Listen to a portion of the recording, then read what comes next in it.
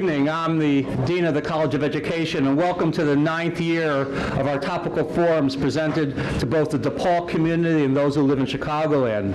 Under the leadership of Diane Horowitz, we have presented critical viewpoints to provocative topics that face us. While interesting and stimulating, more and more these forums have taken on an edge that, frankly, even the most concerned among us would not have imagined. We live in difficult and perilous times. 3 years ago, the COE held a forum titled "The Challenge of Teaching in a Racially and Politically Polarized Time." Panelists and the audience carefully thought about the challenges of working with students during a time of intense divisiveness in our country. And needless to say, things haven't gotten much better. Matters have only escalated since then, necessitating further discussions that are designed to help us do the critical work of effectively teaching many of you and helping you teach students that you'll encounter. That forum engendered significant and important discussions among the panelists and among you, the audience. This forum is the natural follow-up to a culture of polarization that is only deepening. What sets our forums apart from others is that they are designed to challenge our thinking and engender solutions to our problems. I welcome you to soak in these ideas, challenge those that need them. We need to learn, we need to think, and we need to act. I hope you'll learn as much from this session as those before you. Thank you. Here's Diane Horowitz. We know, and I'm sure some of the panelists are going to talk about it, that this racial, ethnic polarization has had a very, very long history in our country. For some of our students, this is nothing new, yet we as educators find ourselves in this particular moment. And the goal of the panel tonight is to talk about how is this impacting our students, how can we help and support them, how do we tackle these issues at the schools we work with or the schools we're planning to work with. And our panel tonight is going to offer a conversation, hopefully providing some perspective, some shared work and ideas from longtime committed teenagers. So I'm going to turn this over to Horace Hall, and I'm going to introduce him. Horace, over here, is an associate professor of human development and teaches courses related to historical issues in education, sociocultural dimensions of schooling, and human development here at the College of Education at DePaul. He is the author of 3 books and the co-founder almost 20 years ago when he was just a mere child. And of the, it's called REAL, which stands for Respect, Excellence, Attitude, and Leadership Youth Program that works closely with youth and their families in challenging political and economic inequities prevalent in the Black and Latinx communities in Chicago. So he's going to offer some opening comments and introduce the panelists. Take it away for us.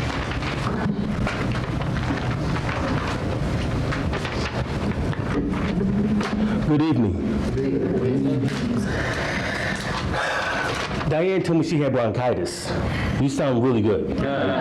She doesn't have bronchitis. You couldn't. But this is another Diane Horowitz production.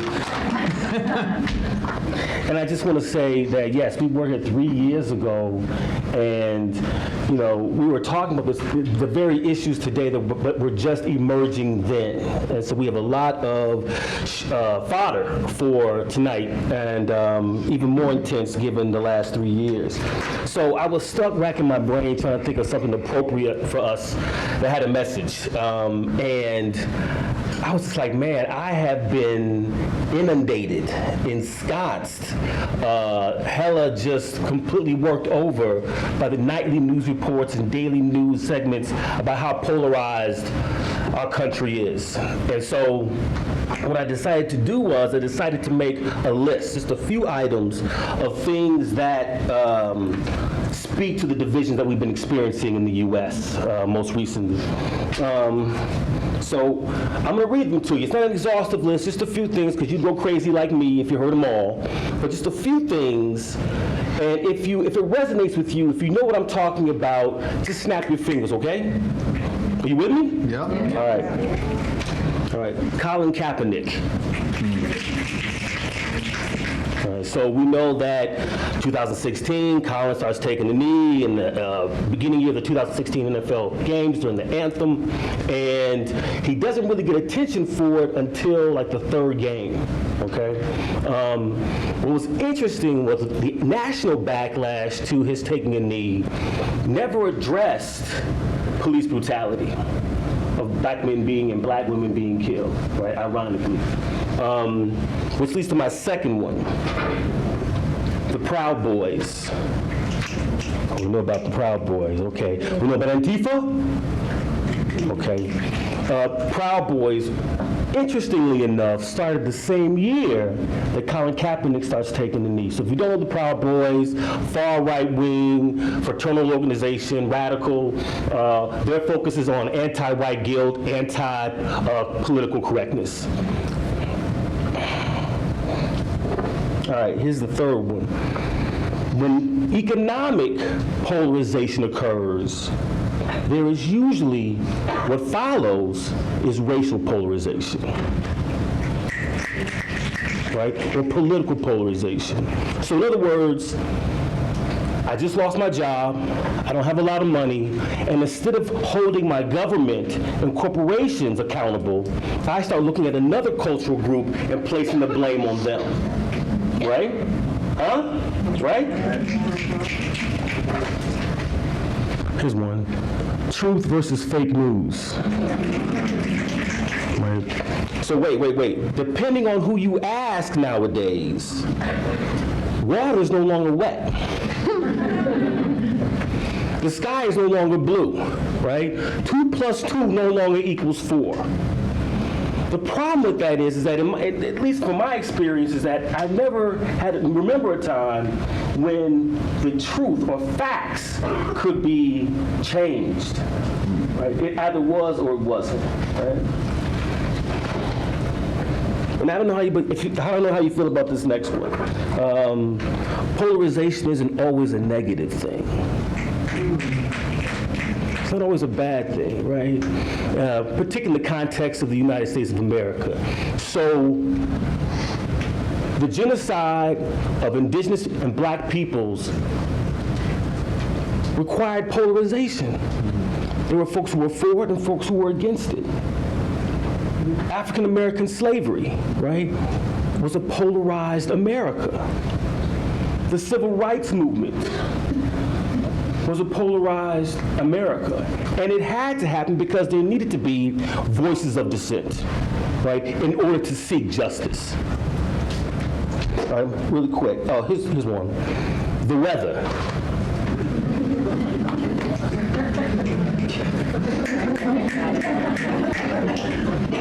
So the hurricane was on the eastern seaboard, but now it's headed towards Alabama. How is that possible? Right? It either it is or it isn't. You feel me? All right. Alabama's House Bill 56. Okay. So, for those who don't know, 2011, Alabama signs into law House Bill 56, which this side of the 21st century was this nation's harshest immigration law. And some of the provisions within HB 56 was, one, landlords could not rent to undocumented residents. Schools were authorized and required to check students' status, immigration status, which put them in a predicament of having to snitch or name a guardian, a loved one, a relative. Police officers were authorized and required to arrest suspected undocumented citizens, right? So over the years, HB 56 has been revised, right? Because it wasn't fair. For example, if a cop, in his good moral judgment or her good moral judgment, said, "I'm not going to arrest this person who is undocumented," a citizen who witnessed that could then approach the municipality and sue the municipality. So it becomes a money issue as to why we have to revise this law. So after a number of revisions, it became slightly more harsh, less harsh rather, and the effects, the scare tactics that it had created were already embedded in the communities, particularly of Latinx communities. So folks couldn't leave their house at a certain time because police officers were roaming around, right? They couldn't talk, they couldn't go to school. School attendance in Alabama dropped significantly because of the pressure and intimidation. All right, last point. And it's a quote by Michel Foucault. In a normalizing society, race and racism are the precondition that makes killing acceptable.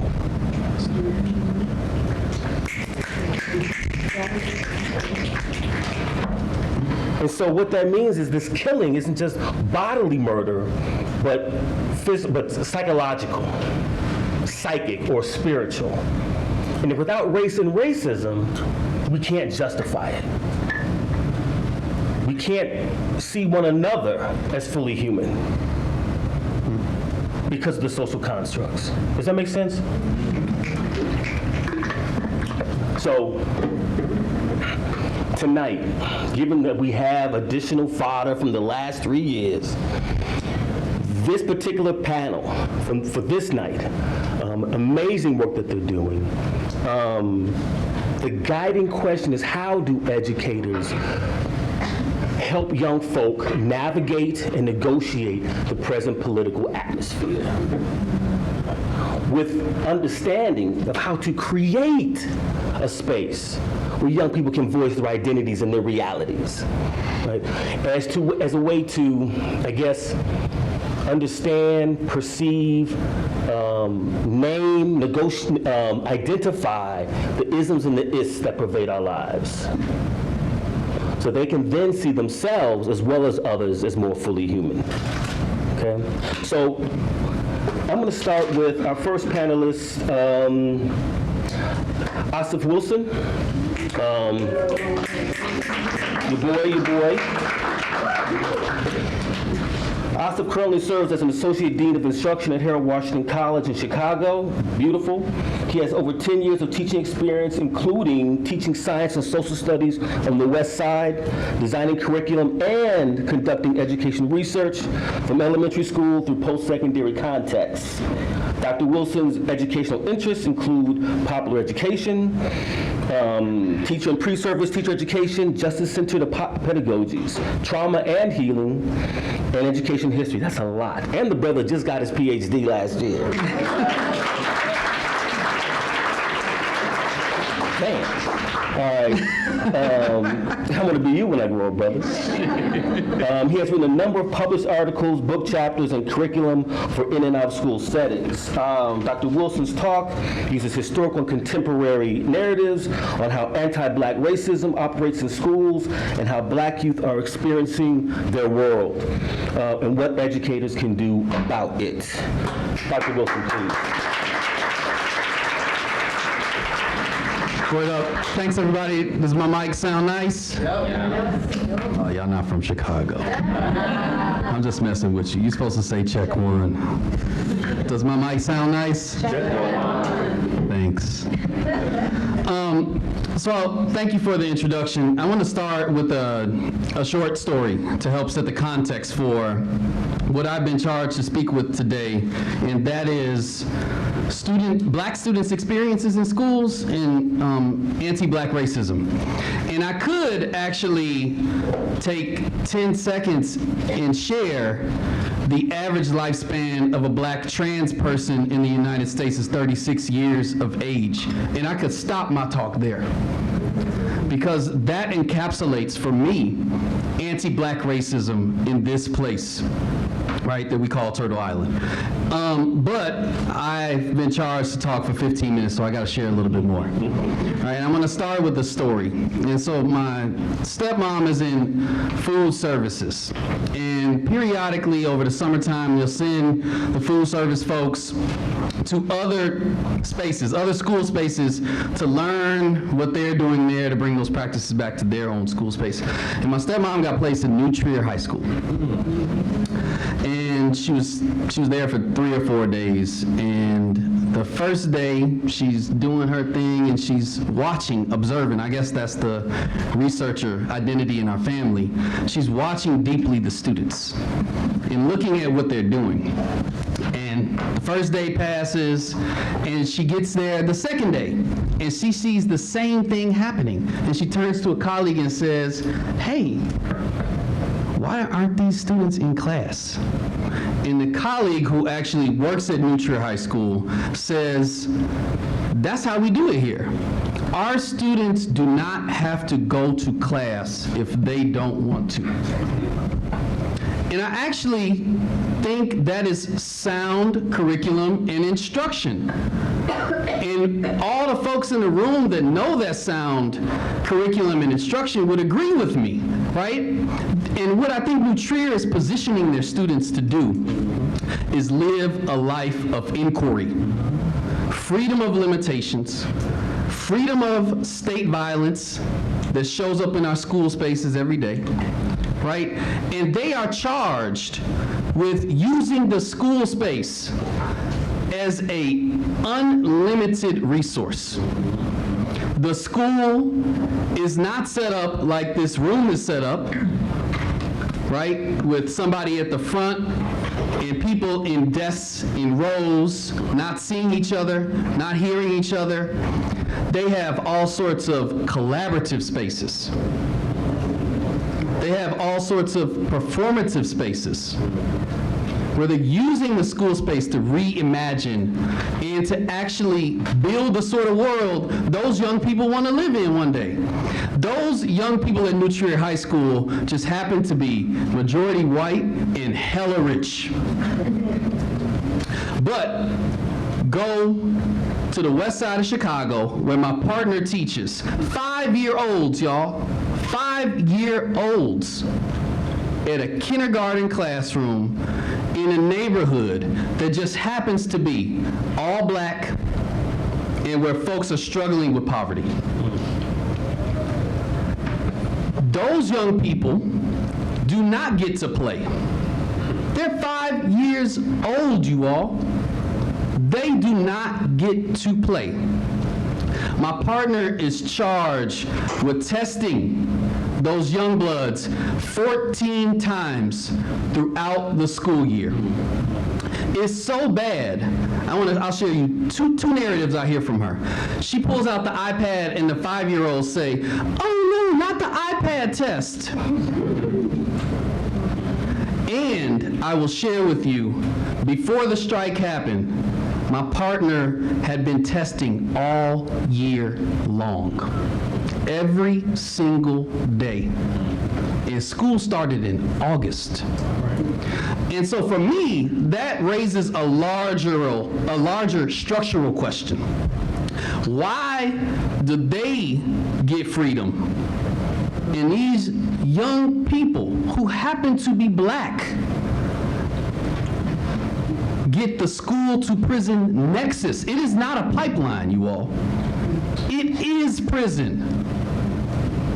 And so I have begun to use my life's work, my power and positionality, whether I was a teacher in CPS or now administrator that attends hella meetings, to really unpack that question, right? And thank you for the metaphor around polarization, right? And for me, it's not that these things sit in opposition, but I look for the connectors, the relationship, the actual dialectical relationship between these two, what may appear polar opposites. And for me, the connector is anti-black racism. Some folks might call it racial capitalism, but for me, it's around anti-black racism. And I'm gonna come back to this, but I wanna start 1 mile away from this building. Actually 0.8 miles, because I looked it up last night on Google Maps. And I wish I had more than 15 minutes, because I would take you there. And we would stand in front of what is now Barron Place. but is actually projected to get $1.3 billion. I tried to type it in my calculator last night, and my iPhone didn't even have enough spaces to type in 1.3. And I guess I want to backtrack a little bit, and just for folks that don't know, I want to give you just like a 30-second elevator speech on something in Chicago that has actually been scaled in many major cities. All right, it's called tax increment financing, TIFs. How many folks have heard of TIFs? Okay, so essentially, when TIFs were created in the early 80s in Chicago, they were by definition, essentially, a piggy bank. Right? So you pay a certain amount of taxes, right, on property in the city of Chicago. Well, what TIFs did was they capped the property taxes in particular areas, what they call TIF districts. That didn't mean that your tax rates couldn't keep rising, but it meant the access would go into this piggy bank that was supposed to go to, quote, blighted areas. Is 0.8 miles away from here blighted? Hell no. Sorry, CAN TV. And so what I didn't mention is this $1.3 billion is coming strictly from TIF funds. Strictly from your tax dollars, from my tax dollars, to go towards movie theaters. They're getting ready to change, I didn't even know you could change train stops and put them in the middle of this development.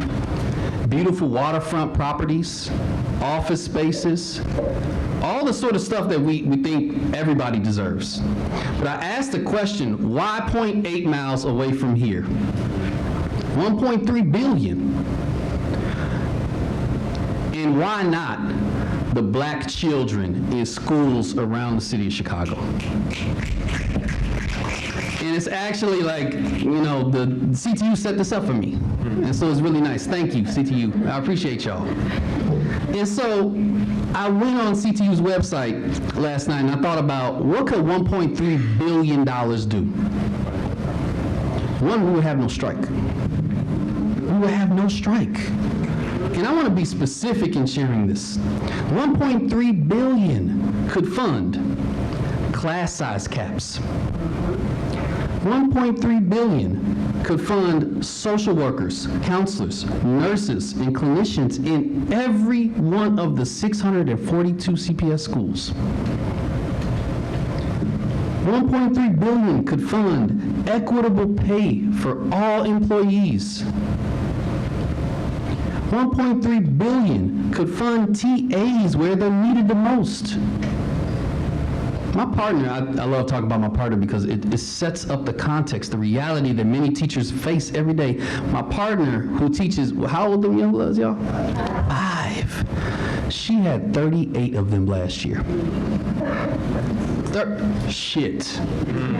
38 5-year-olds and no assistance. She didn't get a TA until January.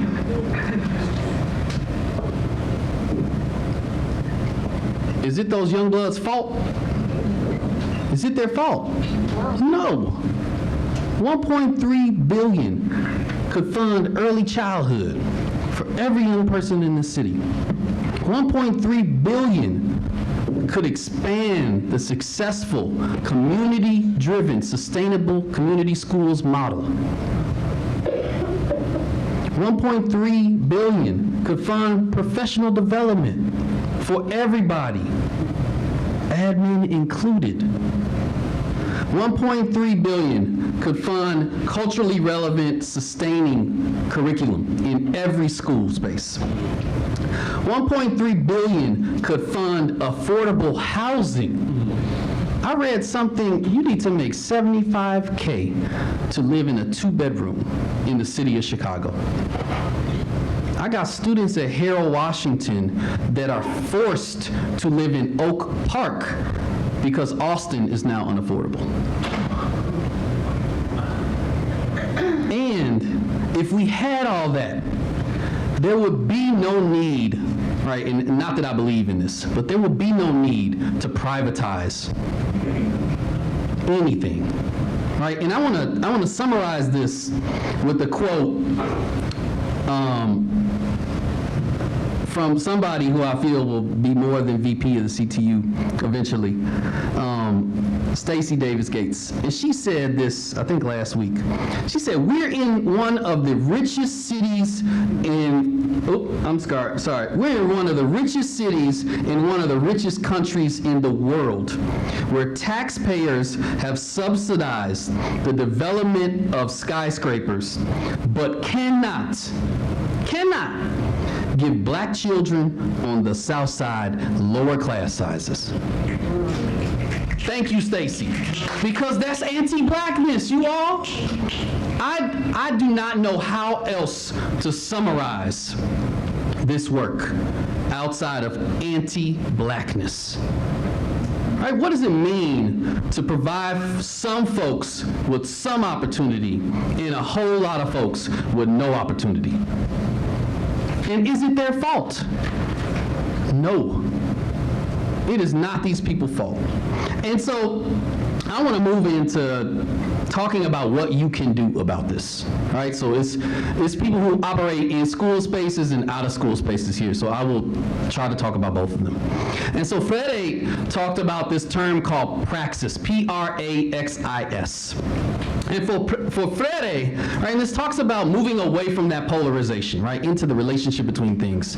And for Freire, he defined praxis as this like constant connection of theory and practice, of reflection and action. And I think the 4 suggestions I'll make to you are related to engaging in a life of praxis.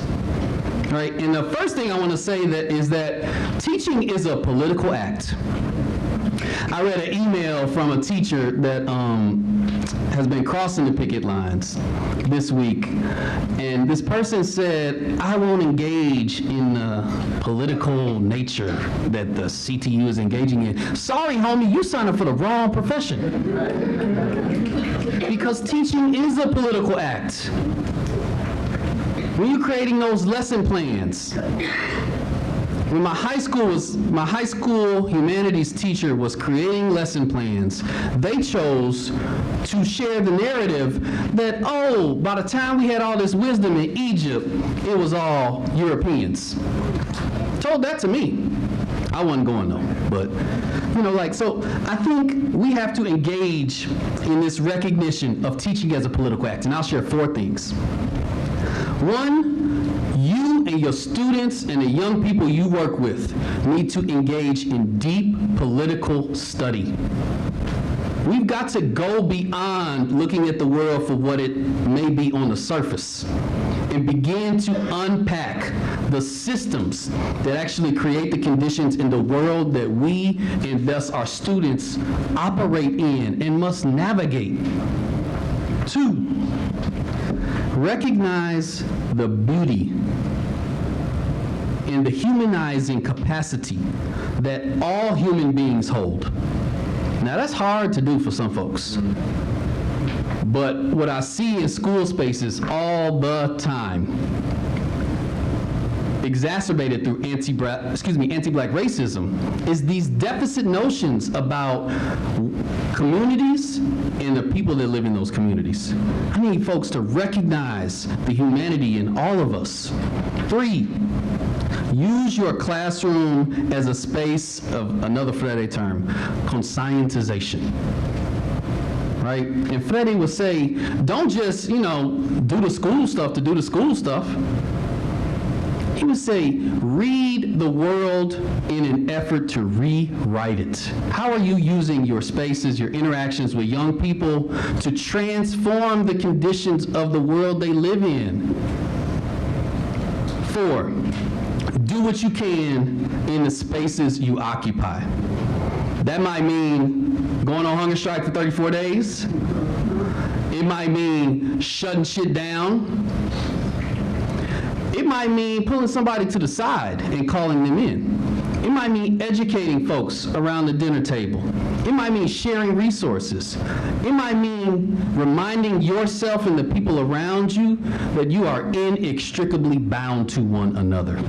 And so I know I'm about 30 seconds, and so I want to end with bell hooks, because I've learned a lot from her.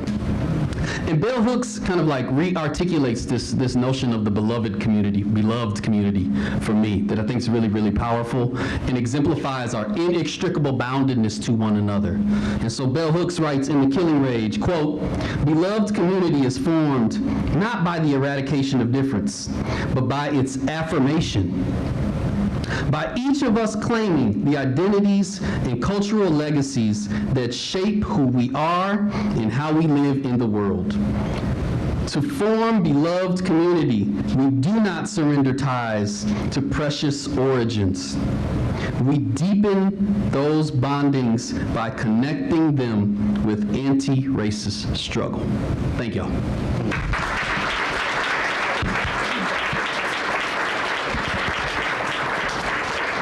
Thank you for that, Brother Wilson.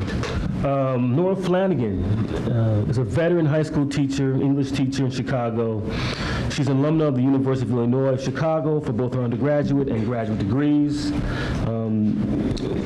I haven't seen Nora in 20 years. We recognize each other. Well, I recognized her first. Chicago's a small town. Nora's currently at Northside College Prep High School and has formerly taught at Lane Tech High School.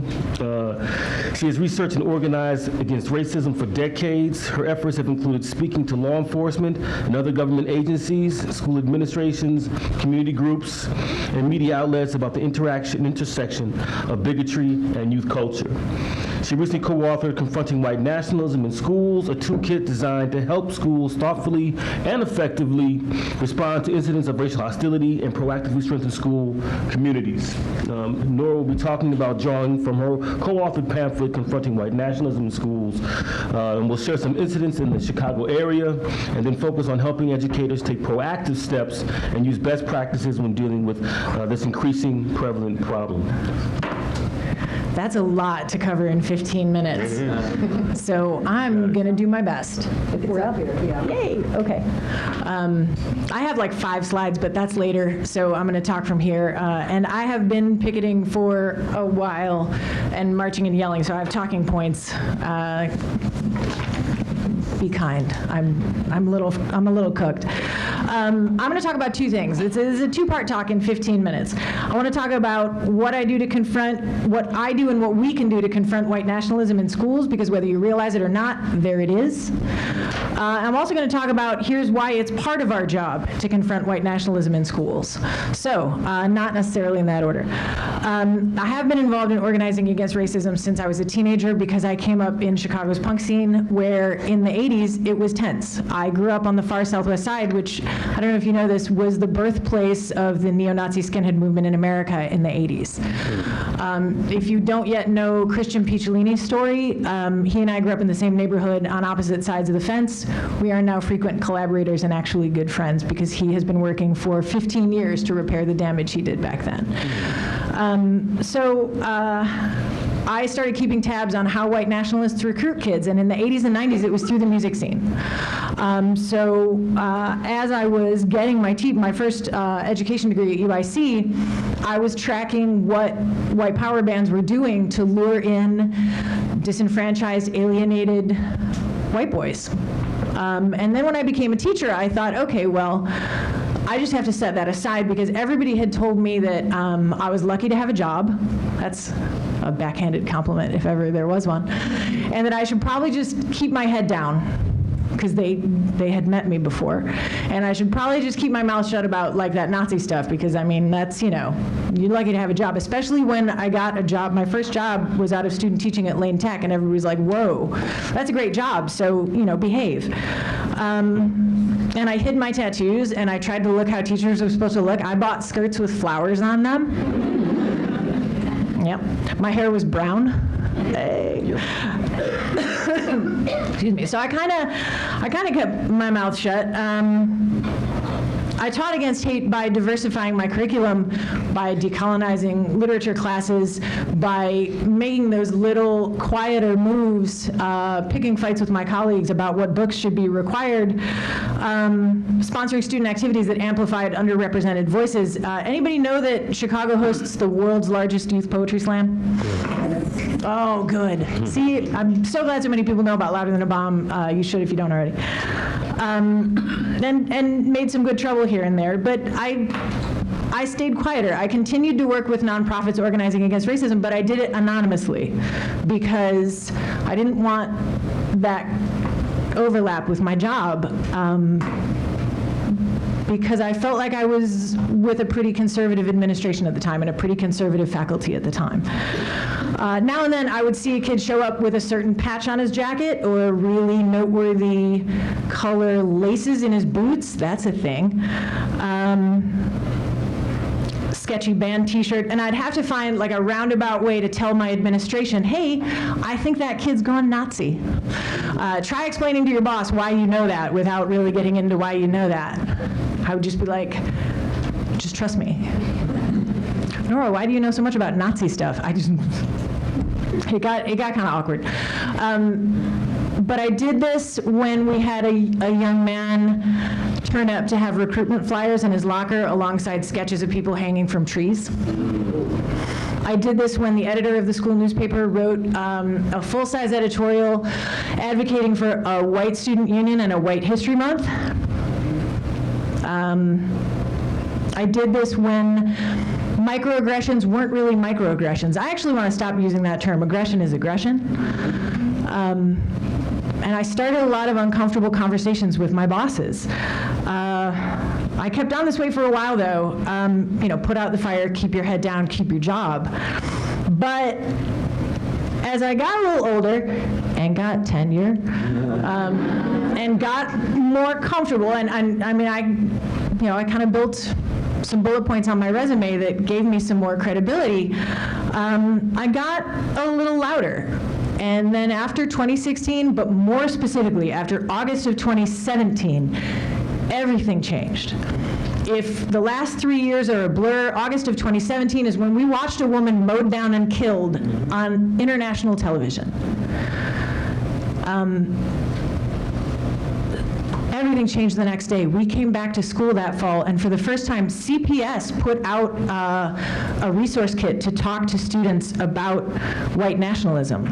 And part of me thought, finally. But also, okay, good, this is a start. Sending out a resource kit does not solve a problem, but it can start more conversations so that it's not just on the spot, putting out fires and keeping my head down.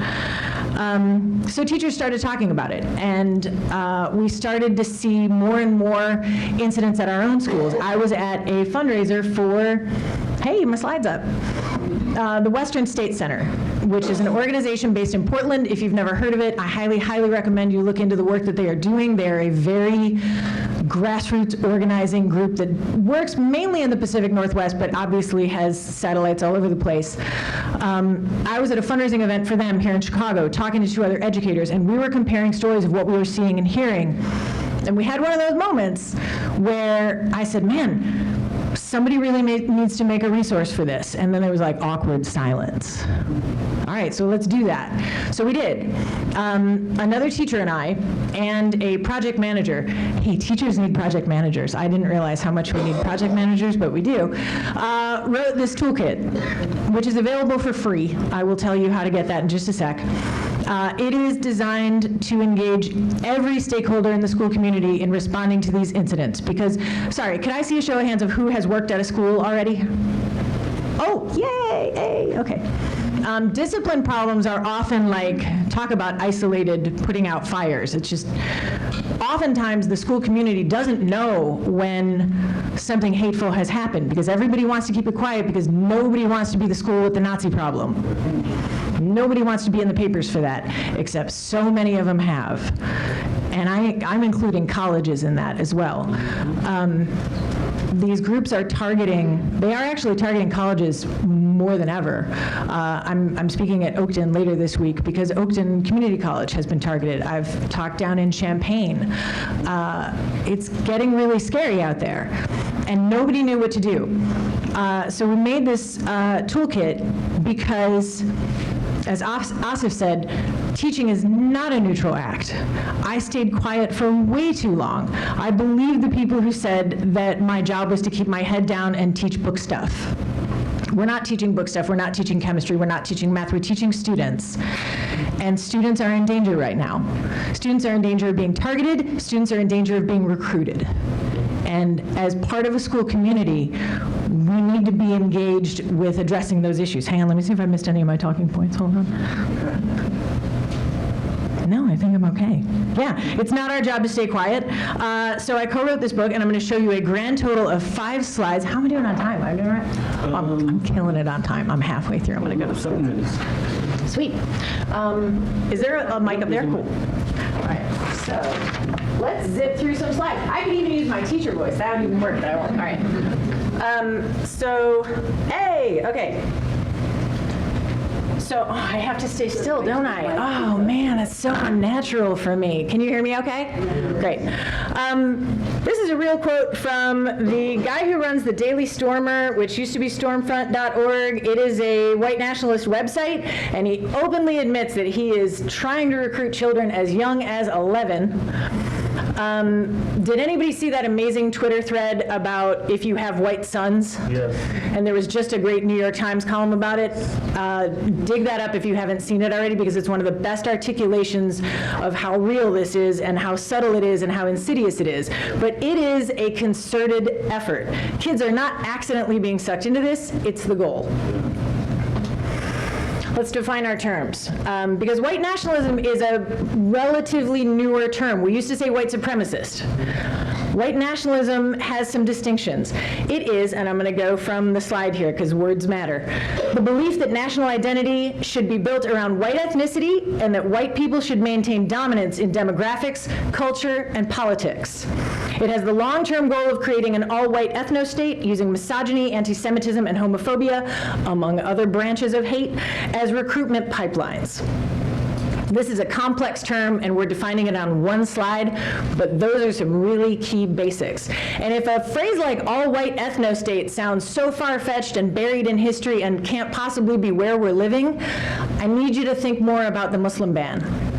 And I need you to think more about detention camps. And I need you to think more about immigration policies and state-sponsored violence. I need you to think about a lot of things, because the phrase all-white ethno-state sounds unfathomable, except it is what we are careening towards. Like Lincoln Park. What's up? Like Lincoln Park. When we make policies to accommodate one group and exclude another, or expel another, or exterminate another, we are working towards an all-white ethno-state, period.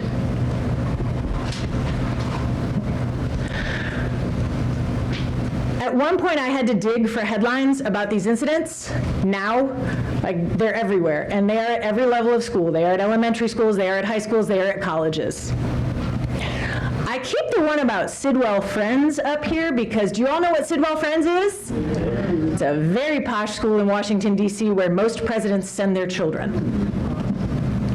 And somebody airdropped a swastika into the middle of an all-school presentation.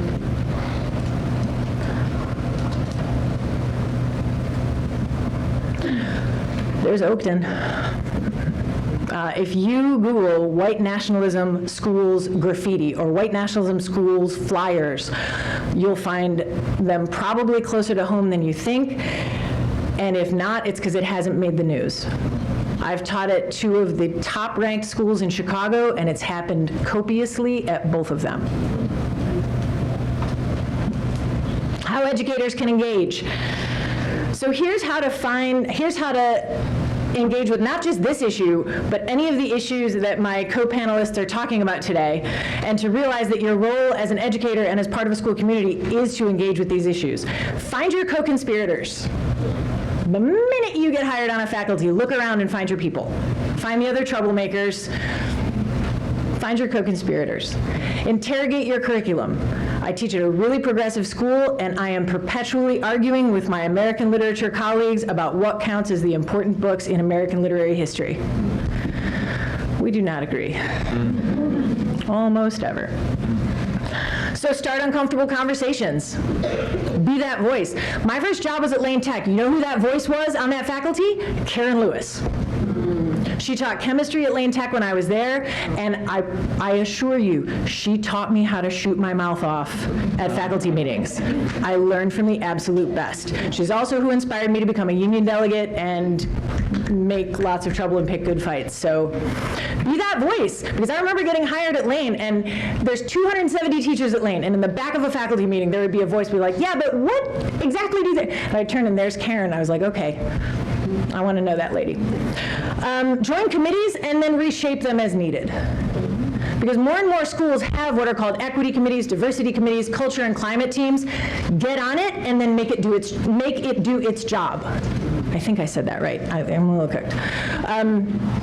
Because a lot of times those committees exist just to kind of be self-congratulatory. Thank you. Northeastern? I was there today. CTU was over there today. So join those committees, great, but don't pat yourself on the back yet. Start the uncomfortable conversations there too. And if anybody looks at you like that's not what they're there for, kick them off the committee. Link up with nonprofits and professional organizations.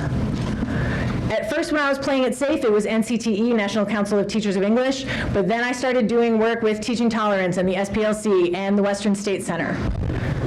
I'm going to rush now, though. And then look for what needs to get done and do it. I have this really weird splinter resource that I created, but there wasn't one like it anywhere. We tried to find it so that we could share that out, and there wasn't one. There's stuff about teaching against racism. There's stuff about microaggressions. There's stuff about bias. There was nothing about handling Nazis at school. So we made one. So do that. Find out what needs to be made. Find out what needs to be talked about. Find out what needs to be shared. Get on it. This is a quote from the executive director of the Western State Center. I'm sorry, I should have attributed it. It's Eric Ward, who's an old friend of mine, and he's the one who sucked me into this. Everyone who engages in the life of a school is in a unique position to isolate and push back against the growing white nationalist movement and the hate they tout. Our job is to build schools where everyone feels valued and where our students can grow to be engaged citizens of an inclusive democracy. And I'm going to close with, because I know that teachers like free stuff, I did bring 20 copies of the Toolkit. It is available for free at the Western State Center website, westernstatecenter.org/schools. Go ahead, take a picture. My students do it all the time. You go there, you can request a free PDF. You'll get it within like a couple hours. But I have 20 gorgeous, glossy hard copies if anybody wants to come up at the end. I see, yep. I will be here till the end and I will hand those out to you. I think that's it, right? That's it. Hey, 2 talks in 15 minutes. Thank you.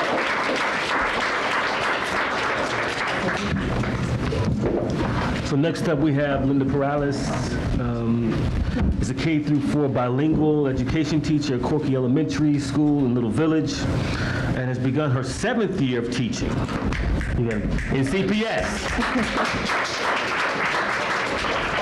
She's a graduate of DePaul University and with a master's from the dual certification program for special education and general education.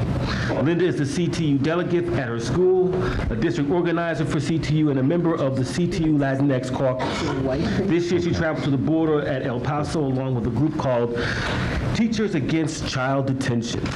Linda Perales tonight will discuss work that seeks to understand how immigrant students in our schools are coping with the increased anti-immigrant rhetoric and action, which she and other teachers have done in providing lessons and support for these students and their families. Linda, please.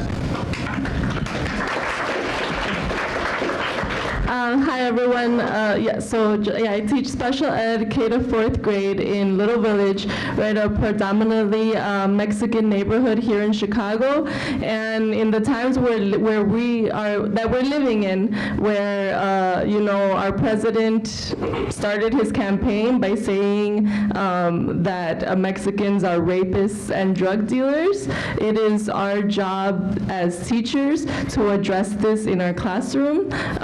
whether you teach in a community like Little Village or not, whether you are Latina or not, because it's just so important and vital and impacts all of our students. So how are students coping with the anti-immigrant sentiment that's happening right now in our nation? The day after Trump was elected, we went back to work, and one of the first things that one of my students told me was like, "Ese hombre no me gusta, ese hombre es malo." So like, I don't like that man, he's a bad man. So when a student is saying that to you, like, you have no other choice than to talk about it and to make them feel safe in your classroom. You know, and we've come, so when that happened, the day before he was elected, CTU asked us to hold walk-ins at our schools to be in solidarity with our students. So when that happened, we organized at my school, and we had, CTU has a flyer that says, I pledge to protect my school, my students, my community. All of our staff put that up around our school. We had shirts made. We had a march the day before school, and we marched around our school, chanting, you know, that we stood in solidarity with our students. So that's how we started off this presidential term. But with that said, right, all of this has happened, you know, before Trump as well. But so that's how we started at my school. And so so we started that, and it's come a long way from one of my students saying that, right, to the other day, last week, I walked into a middle school classroom, and I'm not sure what the teacher was teaching, but there happened to be a picture of Trump up on the projector, and all of the middle schoolers were like, boo. So it's you know, it's come a long way, but I think about that action that we did at my school, and at that moment, it was like, you know, we know he's anti-immigrant, and we're at a moment now where there are children and family in cages. So it's such a huge, you know, jump, and you know, the severity has just heightened so much. So what I've seen so what we've seen in our schools, right? It's our students saying boo, our students saying that Trump is a bad man. We've seen one of my friends, she had to actually stop a deportation of one of her students. Two of her students, it was like a custody battle, and DCFS was called, and the students were in the midst of being deported, and she stepped in and she called OCAD, Organized Communities Against Deportations, and they got lawyers involved and stopped the deportation. I have another friend who has a lot of refugee families coming to his school, and he constantly organizes fundraisers for the families, right, because they need basic necessities, they need help paying rent, they need help finding apartments, and he is constantly looking for these resources for the students. So that's kind of a little bit of what's happening like in the school, and in terms of what I'm doing and what others are doing to support the students. I've mentioned a little bit of that, but I think that I try thinking, right, like, what am I doing to support my students? And I think, to be honest, it starts very basic. The fact that I am in front of them in the classroom, I am a Latina, I am a product of CPS, I look like them, I speak like them. When they see me, right, I could be their sister, I could be their aunt, I could be their mom. So I think that is a huge start, having more teachers of color in our classrooms that represent the students that we are serving. And I think also something really important to help our students feel safe is breaking down that wall between, like, I'm the teacher and you're the student. You know, like, they know that I don't like live at school. They know all about me. They know that I have a cat that I always talk about. They know my favorite food. They know that, like, you know, they know so much about me, and they, like, I'm a person to them, someone that relates to them, someone that takes care of them, someone that like genuinely is looking out for their well-being, and I'm just a person that also happens to be teaching, you know, them in the classroom. And I think that that's really important, you know, in this time. I think that something also that I'm doing is just having those difficult conversations. And I want to talk, and it's not just like with immigrant students, but I'm thinking of examples of things that have happened in my classroom, right? Like if like a boy says, oh, I don't want to use those scissors, they're pink. And we have this whole conversation about why, you know, pink is okay for anyone. When one of my young black students, we were having a lockdown drill, and she said, the police is here, I don't feel safe, like I don't want them here. And we had a whole conversation about how that's okay for you not to feel safe, and I am here to help keep you safe. We don't have to depend on the police. Like, we have those difficult conversations. If a student gets sick, they often have to be sent down to the office and sit on the bench, right? And they're just waiting for their parents to be called. But like, if one of my students gets sick, I'm like, okay, like lay down on the beanbag and like take them like a little cardigan and put it on them. Like, it's making them feel safe, and that doesn't necessarily mean like it doesn't mean like following all those rules of like, okay, go down to the office and wait there, and well, because we know we don't have nurses, so we have to do what we can in the classroom to break those barriers that keep the students, you know, separate from the teachers. And then also, I think something really important that I and a lot of colleagues are doing is things that other people have mentioned, culturally relevant curriculum.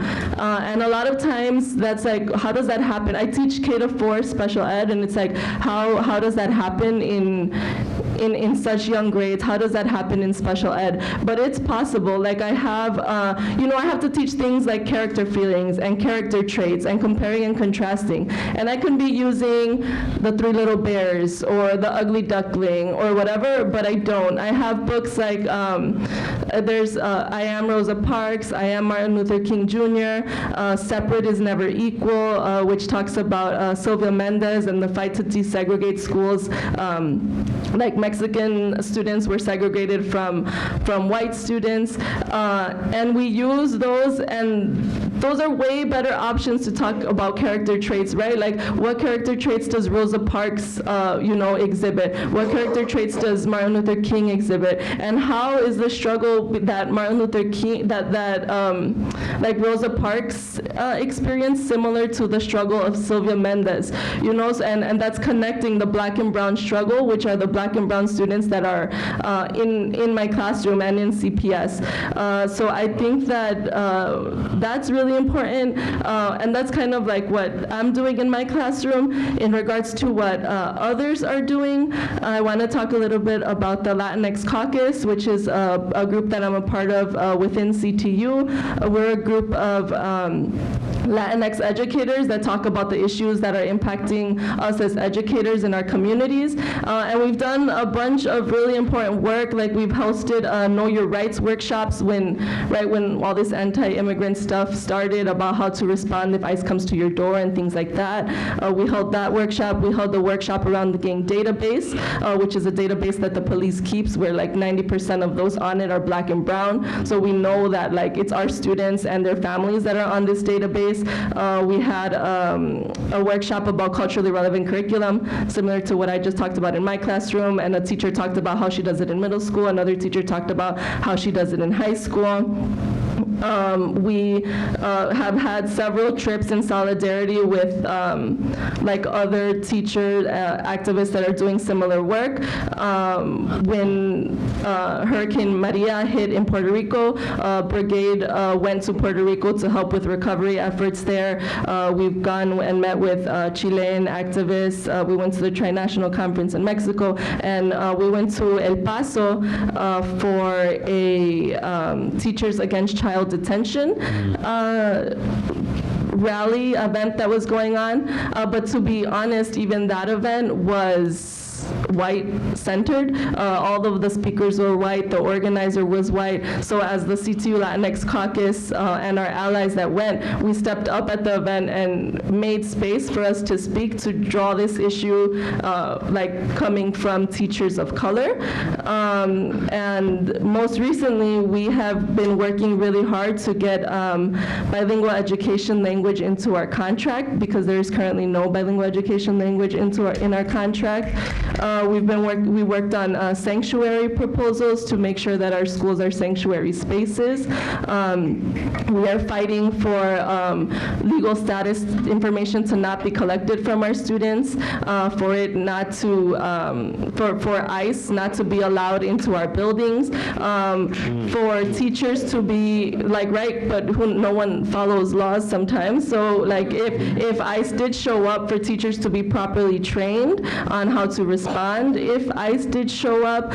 So these are huge wins. That would be a first time in our contract. So that's the work that we are doing to support our students. And what if you teach at a school that doesn't serve immigrant students? I think that it is, like I kind of mentioned at the beginning, whether you teach immigrant students or you don't, it is your responsibility as an educator. Teaching is a political act for you to talk about issues that are not just about the curriculum that is presented to you, which is, right, dominated by white history, white culture. You need to make sure that you are teaching like black and brown issues in your classroom that allow your students to think critically and engage critically in the world that is around them. Because, right, or even if you don't, or if you're not an immigrant yourself or don't live in an immigrant community, these are things that are happening around you, and you just have to activate your students' critical thinking skills and have them question what is happening around them. And yeah.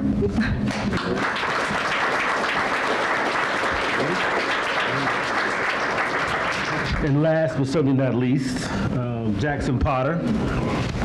Is a social studies and civics teacher at Back of the Yards High School. He previously taught at Inglewood High School and Social Justice High School in Chicago. Jackson is a CPS graduate and was a high school activist who led a walkout at Whitney Young High School in 1995 to push for equitable funding for schools in Illinois. He was one of the founders of the Caucus of Rank and File Educators, also called CORE, in May of 2008. He formerly was the staff coordinator of the Chicago Teachers Union and currently serves on the bargaining committee. I've been a fan since I was a little boy. Jackson Potter tonight will offer some of us some curriculum and teaching approaches that tackle our polarized time, including curriculum about the El Paso shooting, as well as ideas for teachers of high school and middle school students on teaching media literacy. How's everybody doing? All right, thank you. Yeah, much too kind. So I got to stand up, else I'm going to fall out. I'm not going to get to this until a minute from now. But I do want to try and maybe tie together some of what all the panelists have been saying. You know, Asif, like that beautiful, powerful testimonial to the work of CTU. Like, I swear to God, I didn't pay him or nothing. I will take him out for a drink after this. Thank you, brother. I appreciate you. So I think we're in a real danger zone here, folks. And it's not, like, as Nora says, it's particularly dangerous for white folks who are more susceptible to the ideology of hate than any other group for obvious reasons. But this normalization of hate is what I would call the assimilation of extremism that we're all experiencing, like every one of us.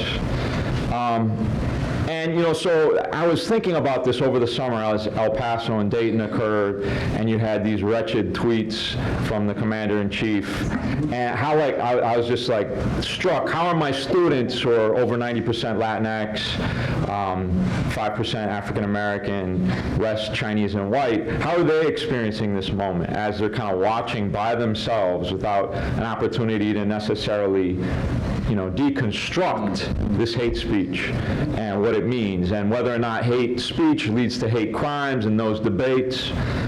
So we're in an era where our students are this new generation. They're very different than any generation that's preceded them. If you look at survey data, they don't read newspapers, like, at all, right? They don't read magazines.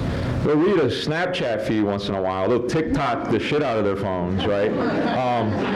But, there's this, like, superficialization that reigns triumphant in even this stuff. So when I walked into the classroom in September and I asked them to share with me, what news do you remember from the summer? Like, El Paso and Dayton were high up there, so was the hurricane, as was like some kind of Cardi B drama. And homicides, right, particularly in their neighborhood. But when you kind of scratched at the surface about Dayton and El Paso, it didn't register that there was some kind of arc of hate speech that lent itself to this event. That's really weird, isn't it? Yeah. So we have an obligation, I would argue, as educators to help reconstruct even the immediate past. After all, that's most interesting to our students and to most people. And, maybe like ancient civilization ain't where it's at anyway, in terms of sort of engaging young minds. It doesn't mean you don't go there eventually, but certainly as a way to hook people, you got to deal with where they're at. And we know that social media platforms are disruptive, they're addictive, and they tend to expose people to patterns of ideas that they may not be aware of. Our students are no exception. So as we kind of enter this moment where subtle dog whistles of racism in American politics have become lion roars, what are we doing about it? How are we making explicit that the most powerful political office in America is now an organ of white supremacy? And what is our obligation to talk about it in just that way? So, as a white educator, I'm particularly concerned about this. When I get into my classes, I feel compelled to tell my story as a white person. Where does my privilege come from? So there's this illusion that white people, this mythology they tell themselves. And you hear, and no offense to my white sisters and brothers, I'm just going to lay it plain as I see it. Feel free to argue with me. That's what the discussion's for, right? But white folks have this imagination about their past and their family history as being like sort of this ethnic story of, pot rags to riches, bootstraps, that kind of stuff. My Norwegian family members stole land from the Sioux Indians through the Homestead Act, right? Like, that's what happened. Now, they remember it as buying land from the federal government, and that's true. They did, but where'd the federal government get it? So all of that wealth and privilege that my family's accumulated stems from that moment, of horrible displacement and racism and removal. So, I tell that story and how I feel really conflicted about my great-grandmother, who's, a lovely old lady, died at 101, played the stock market. She was, people thought, wow, that's an amazing thing. But, I don't feel the same way I did when I was a kid. I, feel a little differently after I explore these dark secrets. And so I try to make that really explicit in my classes. One of the first activities we do is one of my good friends, Andres Avila, who's the counselor at Back of the Arts High School. We sit in front of students. Both of them we went to Whitney Young together. We graduated at the same time. We started in the system in CPS at the same year. So our steps and lanes in terms of our salary schedule are the same. They're identical. So we start with that comparison between us, and then we allow students to ask us any question they're curious about. Our lives, what we own, how many children, our college debt, etc. We, look at net worth first and the definitions thereof, so that they can understand what it means. It's different than your salary. It's, everything that you have in your bank accounts, all of your material goods, your house, your car, etc. And so as they peel away that onion, it becomes really obvious. You know, I have no college debt. He has tens of thousands of dollars he's still paying off. You know, my family had professional degrees and, you know, law firms that allowed them to pay my college bills and set me on a path. His didn't. Like, they came with extraordinary debt and difficulty as undocumented people trying to struggle in a racist society. So as that story unfolds, it becomes increasingly obvious, like, whoa, you know, they're the same, but they are not the same. And by revealing that, being honest about it, it also empowers students to, like, get to know you and understand how those dynamics work around them, and not have these false notions that when they go to college it's okay because everybody got there and we're admitted and now it's an equal and level playing field, because it isn't. So I try to be really explicit about that, and I think that's the only way to understand, like, and have real conversations about when Trump says shithole nations, what's he getting at? So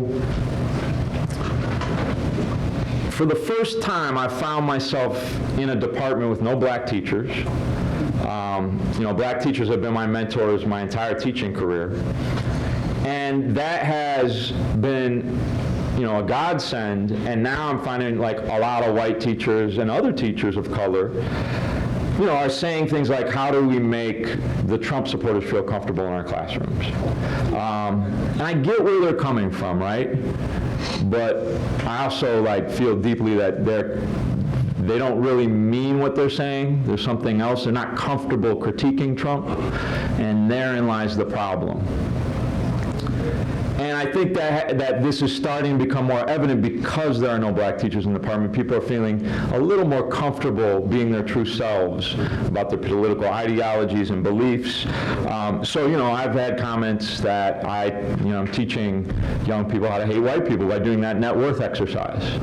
I'm like, huh, so you think telling the students the truth about white privilege is teaching hate? And so, like, I constructed this lesson to try and develop a little bit of an analysis for students to, you know, orient themselves. So you see that this is what Trump was promoting in February. It was all over the internet. If you read the New York Times yesterday, it's a really good expose about how Trump is still dominating Facebook, and way better than any Democrats. He's spending more money. There's more volume of ads. They're more diverse to hit different targets across the population of viewers, and nobody's caught up with him.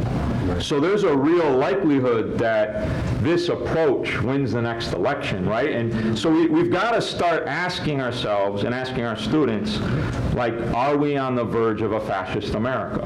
And what does that mean, and what does that look like, and what do we do about it? So, you know, you have the squad. You have them saying, go back to your countries. This is after the shithole nations comment.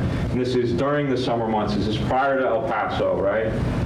You have him, you know, talking about them leaving and getting out of America. You know, go back where you came from. It reminds me when I was at U of I protesting Chief Flanagan, and people would come at us, right, Gabe, and say, you know, go back to Africa. Like, I'm a white guy from Chicago. What are you talking about, right?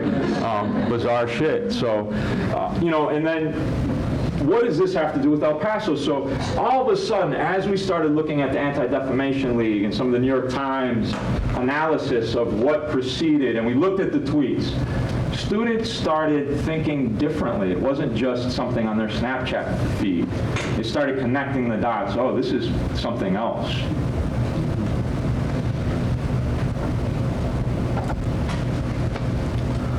So then, you know, we looked at, does this have any validity, right? Did Trump apologizing, you know, saying hate has no place? Do you believe that based on what occurred prior to that? I had a student who's kind of a YouTube addict, and whatever algorithms he's trapped in is sort of a Trump supporter algorithm. He's a Latinx student. And he was shook by this lesson to the point where after we read some of the Anti-Defamation League reports, he came up to me and he said, Mr. Potter, like, you know, they keep saying on my YouTube feed that Antifa is like way more brutal, destructive, and problematic than, you know, these massacres we're seeing in El Paso, et cetera. And like, as I look through the stats you shared in class, I now know that's not true. Like, I don't know what to make of this, because it doesn't correspond to what I've come to believe. That's what good teaching is, right? So this comes, a couple days after Hate Has No Place in America, the largest raid of undocumented workers in American history. So, like, is that an accident, right? No. Did that just occur as a coincidence? Is that just a random, event? So we went from kind of the superficial news feeds that students had to understand this horrible event and incident, to them being able to realize that they're in a deeply troubling moment and begin to imagine what they can do about it. We had circles where students were able to express themselves at an extended period of time on multiple occasions within this lesson. Students were in tears at times, talking about gun violence, how this made them feel. Here's a couple quotes. This one is from the New York Times, from some Latinx interviews that occurred, in an El Paso area immediately in the aftermath. And so you can see, this guy's a registered Republican, and he's saying, for Latinos, this is the death of the American dream, we're the new Jews. Clearly he has this racially idealized notion of America. But maybe there's something to what he's saying, right? Is this the moment in which the racialization of America extends definitively against the Latinx community, and what does that mean in terms of racial solidarity, in terms of fighting white supremacy, and in terms of how we're working in a multinational resistance. So here's some of my students' quotes. Trump is feeding lies about immigrants. When, it's the people born here causing it. I think that's a pretty profound realization. Trump's rhetoric and social media seem to be spreading the hate. When he called out the squad, he's using that to disguise his white supremacy. I thought Asael had a really interesting point. Like, we're not the new Jews. Come on, this isn't mass murder. We've got to be careful of our historical assignment of racism, because it's different. The anti-black roots of racism in America are considerably different than what we're experiencing now. But now we're taking our place on the hot seat. So what does that mean in terms of the racial hierarchy, and what do we, do in terms of solidarity? So, this just kind of brings me to Kendi's point that being an anti-racist is the only way to oppose racism and not be racist. You actually have to, intentionally attempt to disrupt racism. If you're not doing that, then you're doing something racist, right? And so how are we having these arguments? And so this led to a point where students were crying, sharing their feelings, sharing their own trauma. There was no social worker or nurse in the building to help them. So I'm trying to help them. That in itself was enlightening and connects back to what Asif was saying. And so all of a sudden students are thinking, well, what can we do about it? Well, let's go to the budget hearing that Lightfoot put on. And so I had students going to Mike saying, Mayor Lightfoot, get on the right foot. And why don't you, how come you can put it in writing for Lincoln Yards, but you can't put it in writing for a social worker in my school? And so that's the kind of transformation where, pedagogy allows students to understand what they need and deserve, and they can go out and get it and fight for it. Thank you.